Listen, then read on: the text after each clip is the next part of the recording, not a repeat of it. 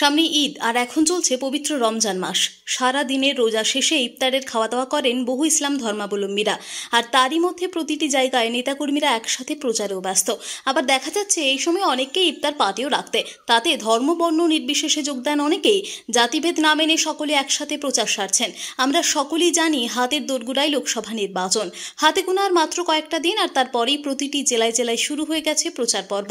কোথাও মায়ের মন্দিরে পুজো দিয়ে প্রচার, তো কোথাও আবার দেখা যাচ্ছে দেওয়াল লিখনের মধ্যেই প্রচার, আবার কোথাও জনসংযোগের মাধ্যমে।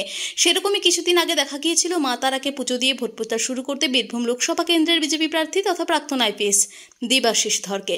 আবার দেখা গেল সেই চিত্র বীরভূমের বক্রেশ্বরের মন্দিরে পুজো দিয়ে মা বাবার আশীর্বাদ নিয়ে আবারও প্রচার শুরু করতে দেখা গেল।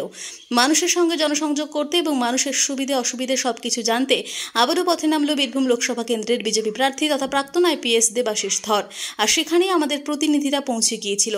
দেবাশিস ধরকে প্রশ্ন করা হলে তিনি কি বলেছেন শোনাবো আপনাদের।